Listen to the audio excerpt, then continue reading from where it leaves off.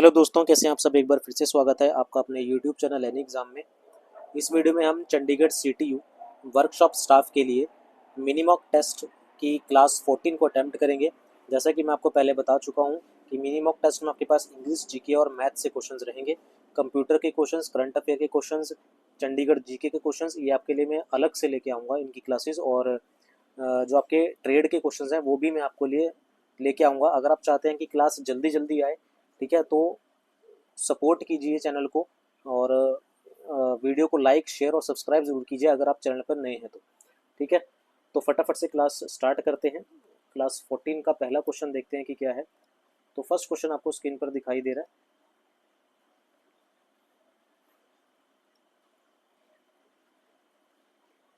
इसमें बोला गया है कि 3/5 of my current age is same 3/5 of my current age is same as 5/6 of that of my cousins. My age 10 year ago will be his age 4 year hence. My current age is. Questions मैं आपको English और हिंदी दोनों में दिखा दूंगा। तो हिंदी में बोला गया है कि मेरी वर्तमान आयु का 3/5वां भाग मेरे एक कजिन के 5/6 भाग के समान है। 10 वर्ष पहले मेरी आयु 4 वर्ष बाद उसकी आयु के बराबर होगी। मेरी वर्तमान डैश वर्ष है। आयु जो है उसकी वर्तमान आयु निकालनी है कि क्या होगी। देखिए, इस क्वेश्चन को आप बेसिक तरीके से भी कर सकते हैं, बाय ऑप्शन भी कर सकते हैं। बेसिक तरीके करेंगे तो आपके पास इक्वेशन बनानी पड़ेंगी, आपको एक्स वाई मानना पड़ेगा। ठीक है, कि मैंने इसकी एज एक्स मान ली, उसकी कज़न की वाई मान ली, वहाँ से भी क्वेश्चन सॉल्व हो जाएगा। लेकिन मैं इसको बाय ऑप्शन सॉल्व करके दिखाता हूँ कैसे इसको सॉल्व करना है। तो सबसे पहले हम डी ऑप्शन से स्टार्ट करते हैं। तो मैं ऑप्शन नंबर डी को पिक करता हूँ कि मैंने मान लिया कि जो मेरी एज थी वो मैंने मान लिया कितनी थी, 50 थी। और मेरी एज का कितना, 3/5। इसने बोल दिया है कि मेरी एज का, यानी कि मेरी जो एज है इसका 3/5 वो बराबर है, किसके बराबर है, मेरी जो कज़न है, जो मेरा कज़न है उसकी एज का 5/6 के बराबर है। मेरी एज का 3/5 जो मैंने मानी है 50, वो बराबर है किसका, मेरी जो कज़न की एज है उसके 5/6 के बराबर है। तो कटिंग करेंगे तो यहाँ पर ये 10 30 आ जाएगा और ये आ जाएगा 30 मल्टीप्लाई बाई 6/5। 5 छिक्के कितना होता है, 30 होता है, छिकम छिकम 36 हो जाएगा। तो जो कज़न की एज आएगी वो कितनी आ जाएगी, कज़न की एज आ जाएगी 36। ये हमें यहाँ से पता लग गया, यानी कि जो मेरी एज है वो 50 है और मेरे कज़न की जो एज है वो 36 है। अब अगली लाइन में बढ़ते हैं। कहता है कि माई एज 10 ईयर एगो, 10 साल पहले। तो मेरी एज जो 10 साल पहले थी, तो 10 साल पहले मेरी एज कितनी थी, 40 थी। यानी कि इसके कजन की एज भी जो होनी चाहिए वो 40 ही होनी चाहिए। आगे बोला गया कि will be his age 4 year hence. Hence का मतलब क्या होता है, आगे। तो 4 साल बाद इसके कजन की एज भी कितनी होगी, 40 होगी। दोनों बराबर आ रहे हैं, यानी कि आपका ऑप्शन नंबर डी बिल्कुल सही है। तो ये है आपके पास स्मार्ट अप्रोच जो आपको अपनानी है। ठीक है, फटाफट से, ये तो मैंने आपको सॉल्व करके बताया, आपके लिए इसको पेन उठाने की जरूरत भी नहीं पड़ेगी। ठीक है, तो आप इसको बाय ऑप्शन भी कर सकते हैं और सीधा सीधा बेसिक मेथड से भी कर सकते हैं, लेकिन मैं आपको स्मार्ट अप्रोच बता रहा हूँ कि कैसे सॉल्व करना है। अगले क्वेश्चन की ओर आते हैं, उम्मीद है क्वेश्चन ये समझ आया होगा। अगला क्वेश्चन फिर से डीआई पे है, वही जो हमने कल की थी। तो इस क्वेश्चन में जो पहला सर्कल है ये तो कंट्रीज को शो कर रहा है और जो दूसरा सर्कल है वो शो करता है किसको, एज ग्रुप को। क्वेश्चन देख लेते हैं कि क्या है। तो क्वेश्चन में बोला गया है, if a given year 50,000 people visited China, 50,000 China में गए, then the number of American, पहली बात तो हमें देश बता दिया कौन सा है, American national of the age group below 20 year कितने हैं, ये आपको बताना है। अमेरिकन होने चाहिए और बिलो 20 ईयर होने चाहिए। तो देख लेते हैं। तो 50,000 तो गए चाइना। अमेरिकन, अमेरिकन है ये डार्क सर्कल वाले, यानी कि 60%। और क्या होने चाहिए ये होने चाहिए क्या, बिलो 20 ईयर्स, यानी कि 20 साल से नीचे के होने चाहिए। तो देख लेते हैं कौन से हैं 20 साल से नीचे, यानी कि वाइट सर्कल। तो ये आ जाएगा 60 डिवाइडेड बाय 100। 1 2 3 4, 1 2 3 4, ये आ जाएगा 6×5 30, ये आ जाएगा 18, 6 18, 1800 आ जाएगा। 1800 कितने बंदे गए, अच्छा 5 लाख गए हैं, सॉरी 5 लाख बंदे गए हैं। तो 5 लाख बंदे गए हैं, तो 6×5 1,80,000 आ जाएगा, माफ कीजिएगा। तो इसका सही आंसर हो जाएगा आपके पास 1,80,000। ऑप्शन नंबर आपके पास हो जाएगा डी से।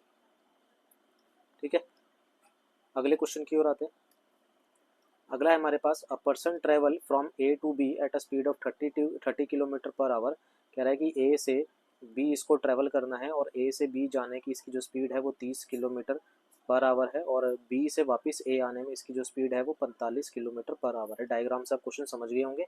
आपको क्या बताना है, एवरेज स्पीड बताना है। तो यहाँ से आपको कंसेप्ट याद होना चाहिए, पता होना चाहिए क्या, कि अगर आपके पास ए से बी गया है जो पर्सन, एक पर्सन है जो ए से बी गया और वही पर्सन बी से ए आया, यानी कि डिस्टेंस उसने सेम ट्रैवल किया जाने में और वापस आने में। तो डिस्टेंस अगर सेम ट्रैवल कर रहा है और आपके पास औसत गति यानी कि एवरेज स्पीड अगर पूछ ली जाए, तो एवरेज स्पीड का फॉर्मूला होता है 2 इंटू में एक्स इंटू में Y divided by X plus Y. ये कंसेप्ट आपको याद होना चाहिए, पता होना चाहिए, नहीं तो बेसिक मेथड इसका फिर है।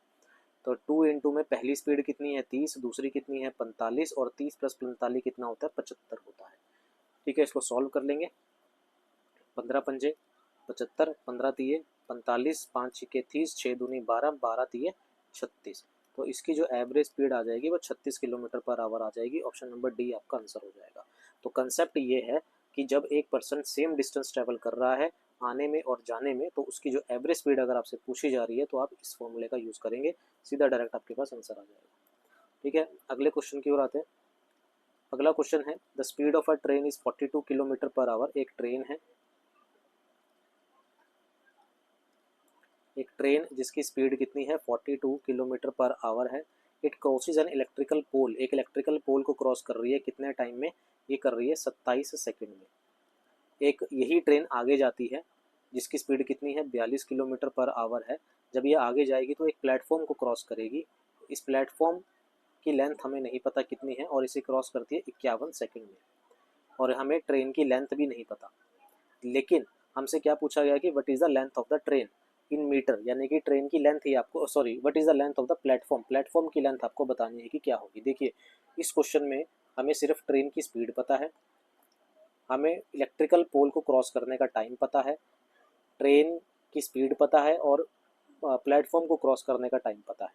हमें ना तो ट्रेन की लेंथ पता है कितनी है और ना ही हमें प्लेटफॉर्म की लेंथ पता है कितनी है। अब इस क्वेश्चन को मैं अगर बिल्कुल बेसिक तरीके से बताऊं तो मेरे को ये पता है अच्छे से कि जो ट्रेन की स्पीड यहाँ होने वाली है वही ट्रेन की स्पीड यहाँ होने वाली है, क्योंकि ना तो स्पीड इलेक्ट्रिकल पोल की होती है ना ही ट्रेन स्पीड प्लेटफॉर्म की होती है। यहाँ दोनों जगह स्पीड किसकी रहने वाली है, ट्रेन की। तो ट्रेन की स्पीड दोनों जगह इक्वल रहेगी। स्पीड का फॉर्मूला होता है डिस्टेंस अपॉन में टाइम, और यहाँ भी क्या होगा, डिस्टेंस अपॉन में टाइम। डिस्टेंस यहाँ पर किसका आएगा, ट्रेन की लेंथ डिवाइड बाय टाइम कितना 27, और यहाँ पर डिस्टेंस क्या आएगा, ट्रेन की लेंथ प्लस प्लेटफॉर्म की लेंथ डिवाइडेड बाय 51। इसको सॉल्व करोगे कुछ नहीं निकलेगा, कंफ्यूज हो जाओगे। अब मैं आपको यहाँ पर स्मार्ट अप्रोच दिखा रहा हूँ कि कैसे आपको स्मार्ट अप्रोच जो है वो यूज़ करनी है। अब क्वेश्चन तो आप समझ गए कि क्वेश्चन क्या है। अब यहाँ पर अगर मैं थोड़ी सी स्मार्ट अप्रोच का इस्तेमाल करूँ तो मेरे को ये अच्छे से पता है कि ट्रेन जो है वो अपनी लेंथ को क्रॉस करती है कितने सेकंड में, आपके पास 27 सेकंड में, और ट्रेन जो है वो अपनी लेंथ को प्लस प्लेटफॉर्म की लेंथ को क्रॉस करती है कितने सेकंड में, 51 सेकंड में। इसका मतलब ये हुआ कि अगर मैं दूसरी इक्वेशन में से पहली इक्वेशन को माइनस कर दूँ तो मेरे को ये पता लग जाएगा कि ट्रेन सिर्फ प्लेटफॉर्म को क्रॉस करती है कितने, 51 में से 27 गए तो आपके पास बचेगा 24, यानी कि सिर्फ प्लेटफॉर्म को क्रॉस करती है 24 सेकंड में, और कितने की स्पीड से, 42 किलोमीटर पर आवर की स्पीड से। हमें प्लेटफॉर्म की लेंथ पूछा, हमें ट्रेन की लेंथ से मतलब ही नहीं है, तो हमने वो ट्रेन की लेंथ को काट दिया। तो प्लेटफॉर्म की लेंथ को क्रॉस करती है 24 सेकंड में, और कितने की स्पीड से, 42 किलोमीटर पर आवर की स्पीड से। इसे 5/18 से मल्टीप्लाई करके मीटर पर सेकंड में चेंज कर देंगे। ठीक है, कटिंग करते हैं। 6 सत्ते 42 होता है, 6 तिये 18 हो जाएगा, 3 अट्ठे 24 हो जाएगा, 4 पंजे सॉरी 8 5 40, 40 और 7 कितना हो जाएगा, 280 मीटर हो जाएगा। यानी कि प्लेटफॉर्म की जो लेंथ है वो 280 मीटर है। ऑप्शन नंबर डी करेक्ट हो जाएगा। कुछ इक्वेशन बनाने की जरूरत नहीं है। ये क्वेश्चन मैं आपको थोड़े से इजी लेवल के इसलिए करा रहा हूँ ताकि आपके जो कंसेप्ट्स हैं वो क्लियर हो जाएं, ताकि आप जो टफ क्वेश्चन हैं वो भी इन कंसेप्ट्स की मदद से कर पाएँ। ठीक है, अगले क्वेश्चन की ओर आते हैं। अगला है, कहता है कि the ratio of the age of alpha and beta. तो दो हैं, अल्फा और बीटा हैं, इनकी एज की रेशो दे रखी है 2:5। The sum of their age is 238। कह रहा है कि इन दोनों की एज का सम 238 है, यानी कि इन दोनों की एज की सम कितना आया, 7 यूनिट आया। 7 यूनिट की वैल्यू आपको दे रखी है 238। 1 यूनिट की वैल्यू हम निकाल लेंगे, 7 तिये 21 और 7 चौके 28। 1 यूनिट की वैल्यू ये आ जाएगी the difference between their age, इन दोनों की एज का डिफरेंस कितना है, तो 3, तो 3 की वैल्यू निकाल लेंगे। 34 मल्टीप्लाई बाय 3, 3 चौके 12, 3 तिया 9 और 1 10, 102 आ जाएगा। ऑप्शन नंबर ए आपके पास आंसर हो जाएगा। तो ये क्वेश्चन को पढ़ते ही आपको पता लग जाना चाहिए कि आपको कौन सी अप्रोच से क्वेश्चन को सॉल्व करना है। आप बेसिक तरीके से क्वेश्चन को सॉल्व करना चाहते हैं या स्मार्ट अप्रोच से। देखिए, क्वेश्चन को स्मार्ट अप्रोच से करने के लिए भी आपको उसका बेसिक तरीका पता होना चाहिए। ठीक है, हर चीज़ में आप कंसेप्ट नहीं घुसेड़ सकते या फिर हर चीज़ को आप स्मार्ट अप्रोच से नहीं कर सकते, तो कहीं ना कहीं आपको बेसिक तरीके भी पता होना चाहिए। इसलिए मैं कह रहा हूँ कि कंसेप्ट को क्लियर रखिए अपने। ठीक है, अब बढ़ते हम अपने अगले उसके ऊपर, यानी कि आपका जो है वो जीके से क्वेश्चंस को देखते हैं। तो पहला क्वेश्चन जो है वो जीके से वो है, during the period of inflation tax rate should. Hindi में क्वेश्चन को दिखा देता हूँ। बोला गया है कि मुद्रास्फीति की अवधि के दौरान कर की दरें होनी चाहिए क्या, यानी कि जब इन्फ्लेशन होता है तो टैक्स रेट क्या होना चाहिए, इंक्रीज, डिक्रीज, रिमेन कांस्टेंट या फिर फ्लक्चुएट करते रहना चाहिए। तो जब इन्फ्लेशन होता है during the period of inflation tax rate should be increase. Option number A आपका करेक्ट हो जाएगा। अगले क्वेश्चन की ओर आते हैं। The NOTA option was first used in which year in the elections in India. जो द नोटा ऑप्शन था वो first use in which year in the elections of India. तो पहली बार जब नोटा ऑप्शन जो था वो पहली बार कब यूज हुआ किया गया था इंडिया के इलेक्शन में, 2004 में, 9 में, 13 में या फिर 17 में। तो पहली बार इसको यूज किया गया था 2013 में। ऑप्शन नंबर आपके पास हो जाएगा क्या, थर्ड सही। अगला क्वेश्चन है आपके पास, who was the viceroy when the age of consent act was passed. यानी कि यहाँ पर पूछा गया है कि जब सम्मति आयु अधिनियम the age of consent act पारित किया गया तब वायसराय कौन था। ये नया क्वेश्चन आपको देखने को मिला होगा, who was the viceroy when the age of consent act was passed. तो उस वक्त जो वायसराय थे वो थे lord Lansdowne. Option number B आपके पास आंसर हो जाएगा।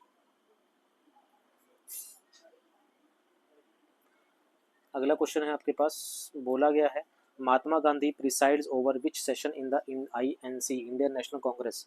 कह रहे हैं कि महात्मा गांधी ने भारतीय राष्ट्रीय कांग्रेस के किस अधिवेशन की अध्यक्षता की थी। तो कौन से अधिवेशन की अध्यक्षता की थी महात्मा गांधी ने, 1922, 24, 28 या फिर 30। तो कौन से अधिवेशन की, 1924। ऑप्शन नंबर बी इसका आंसर हो जाएगा।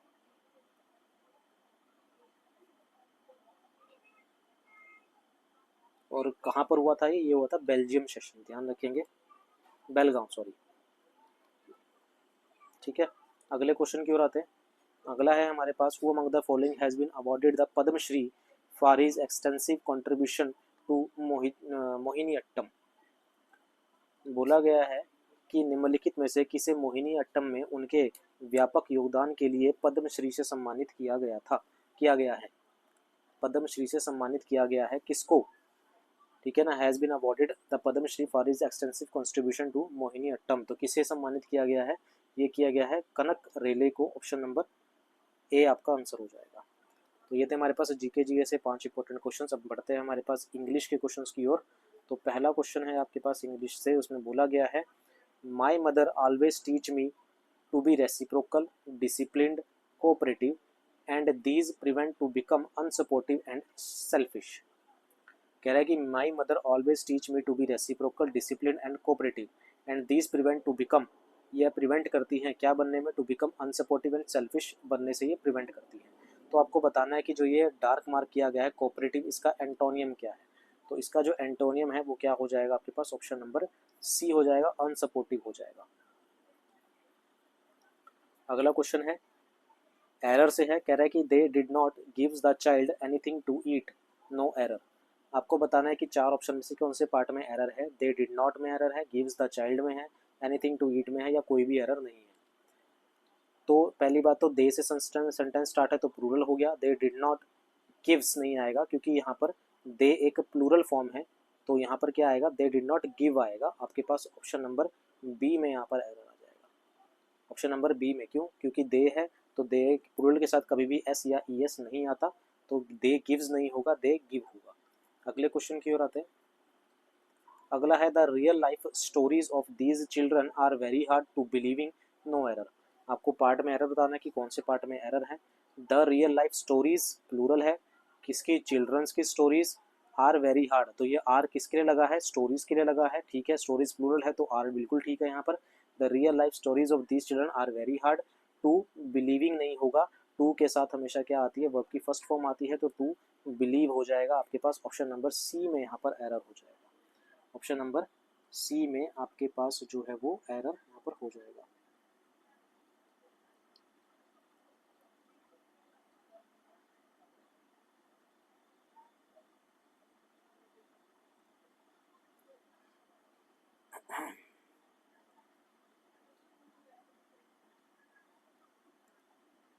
एक सेकेंड, ठीक है, तो कहाँ पर एरर हो जाएगा आपके पास, ऑप्शन नंबर सी में जो है वो एरर हो जाएगा, टू बिलीव आ जाएगा। अगले क्वेश्चन की ओर आते हैं। अगला है टेम। टेम का आपको करेक्ट सिनोनिम बताना है, तो टेम का मीनिंग भी आपको पता होना चाहिए। तो टेम का मीनिंग क्या होता है, नॉट वाइल्ड और afraid of people, under control जो रहता है, यानी कि घरेलू हो गया, पालतू हो गया, नियंत्रण में आने वाला, उसे हम क्या बोलते हैं, टेम बोलते हैं। यानी कि घरेलू पालतू जो नियंत्रण किया जा सके उसे हम टेम बोलते हैं। एनिमेटेड, डोसाइल, स्पिरिटेड या फिर फ्री, तो कंट्रोल किया जा सके, जो घरेलू होता है, जो पालतू होता है उसे बोलते हैं। तो इसका जो सिनोनिम हो जाएगा वो हो जाएगा डोसाइल, यानी कि ऑप्शन नंबर बी हो जाएगा। डोसाइल का मतलब क्या होता है, quiet and easy to control. इसका मतलब क्या होता है, इजी टू कंट्रोल जो होता है उसे बोलते हैं, शांत और सरलता से नियंत्रण में आने वाला, ठीक है। एनिमेटेड आपको पता है, फुल ऑफ एनर्जी जिसे हम बोलते हैं, एनिमेटेड का मतलब क्या होता है, फुल ऑफ एनर्जी, ठीक है। फ्री का मतलब आपको पता है। अगले क्वेश्चन की ओर आते हैं। अगला क्वेश्चन है करेक्टली स्पेल्ड वर्ड से भी क्वेश्चन आते हैं, तो करेक्टली स्पेल्ड वर्ड आपको बताना है डेलिमा। डेलिमा का आपको बताना है, डेलिमा क्या होता है, डेलिमा का मतलब होता है आपके पास डाउट, या फिर हम कह सकते हैं सस्पेंस, उसे हम कहते हैं डेलिमा। तो डेलिमा की स्पेलिंग आपको बतानी है। डेलिमा की स्पेलिंग क्या होती है, DILEMMA होती है। ध्यान रखिए इस तरह की स्पेलिंग पूछी जाती है जहाँ पर हम गलतियाँ करते हैं, तो गलती नहीं करनी है।